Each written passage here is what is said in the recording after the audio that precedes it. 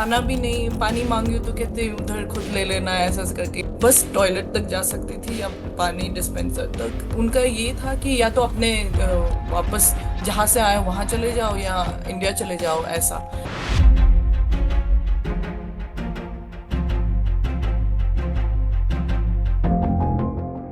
जरा सोचिए, आप एक इंटरनेशनल ट्रिप पर हैं, लंदन से जापान जा रहे हैं और बीच में सिर्फ कनेक्टिंग फ्लाइट पकड़ने के लिए किसी एयरपोर्ट पर उतरते हैं, लेकिन वहां आपको अचानक रोक लिया जाता है, आपका पासपोर्ट छीन लिया जाता है और आपको एक कमरे में बंद कर दिया जाता है।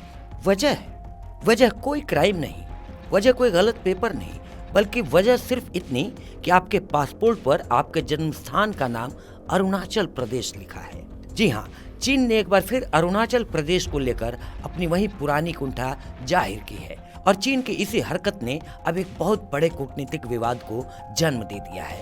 वो विवाद जिसकी गूंज शंघाई से सीधे दिल्ली के साउथ ब्लॉक तक सुनाई दे रही है। लेकिन इस बार भारत ने जो जवाब दिया है वो बीजिंग को लंबे समय तक याद रहेगा।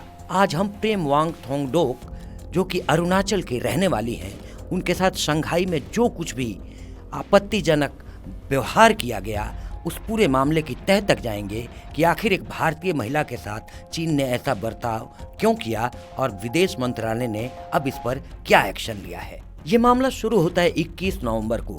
ब्रिटेन में रहने वाली एक भारतीय नागरिक हैं पेमा वांगजोम थांगडोक। पेमा लंदन से जापान जा रही थी। उनकी कनेक्टिंग फ्लाइट चीन के शंघाई एयरपोर्ट से थी। नियम के मुताबिक शंघाई में दूसरे देशों के यात्रियों को 24 घंटे तक वीजा फ्री ट्रांजिट यानी बिना वीजा के रुकने और अगली फ्लाइट पकड़ने की इजाजत है, लेकिन पेमा के साथ ऐसा नहीं हुआ। चीनी अधिकारियों ने जब उनका पासपोर्ट देखा तो उनकी नज़र प्लेस ऑफ बर्थ यानी जन्म स्थान पर अटक गई। वहां लिखा था अरुणाचल प्रदेश। बस इतनी सी बात पर चीनी अधिकारियों ने उनका पासपोर्ट अवैध यानी इनवैलिड घोषित कर दिया।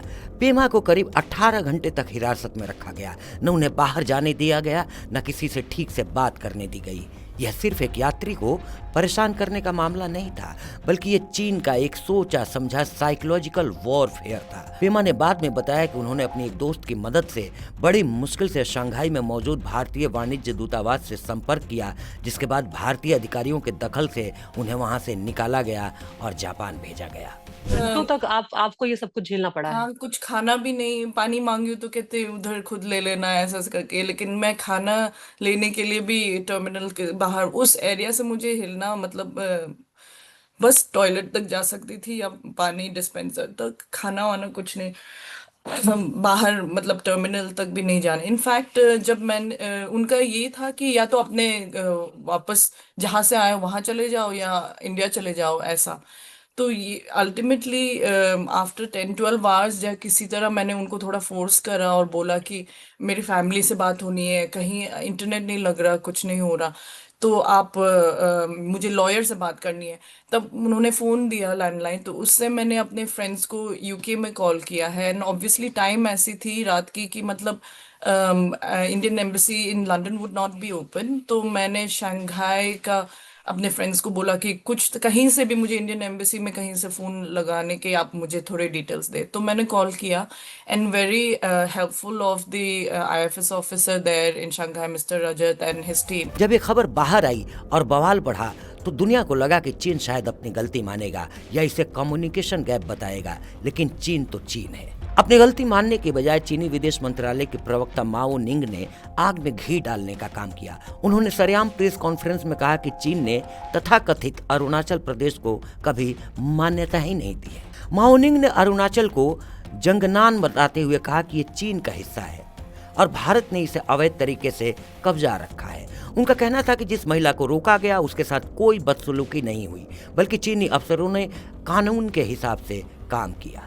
यानी चीन ने साफ कर दिया कि अगर आपके पासपोर्ट पर अरुणाचल प्रदेश लिखा है तो वो उसे भारत का हिस्सा मानने को तैयार नहीं है। ये सीधे तौर पर भारत की संप्रभुता और भारतीय नागरिकों की गरिमा पर हमला था। जाहिर है कि चीन के इस बयान के बाद भारत चुप नहीं बैठने वाला था। भारतीय विदेश मंत्रालय के प्रवक्ता रणधीर जायसवाल सामने आए और उन्होंने चीन के हर दावे की धज्जियां उड़ा दी। रणधीर जायसवाल ने दो टूक शब्दों में कहा कि चीन चाहे जितनी भी कहानियां गढ़ ले, चाहे जितने भी नए नाम रख ले, अरुणाचल प्रदेश भारत का अभिन्न और अविभाज्य अंग था और हमेशा रहेगा। भारत ने साफ किया कि पेमा के पास एक वैलिड पासपोर्ट था और उन्हें रोकना इंटरनेशनल नियमों का उल्लंघन है। रणधीर जायसवाल ने कहा कि ये एक सेल्फ एविडेंट फैक्ट है जिसे चीन के इनकार करने से बदला नहीं जा सकता। भारत ने इस मुद्दे को बीजिंग में चीनी अधिकारियों के सामने जोर शोर से उठाया है। सबसे बड़ी बात यह कि चीन ने अपने ही नियमों की धज्जियां उड़ाई हैं। जो देश पूरी दुनिया को 24 घंटे का वीजा फ्री ट्रांजिट देता है, वो एक भारतीय बेटी को सिर्फ इसलिए रोकता है ताकि वे अपना पॉलिटिकल एजेंडा चला सके। अरुणाचल प्रदेश के मुख्यमंत्री ने भी इस घटना पर गहरा दुख जताया है। उन्होंने इसे भारतीय नागरिकों की गरिमा पर आघात बताया है। ये घटना बताती है कि चीन अब सीमा पर तनाव के साथ साथ आम नागरिकों को भी अपने कूटनीतिक खेल का मोहरा बना रहा है। लेकिन भारत का स्टैंड क्लियर है। इंच भर जमीन तो दूर की बात है, हम अपने नागरिकों के सम्मान के साथ भी कोई समझौता नहीं करेंगे।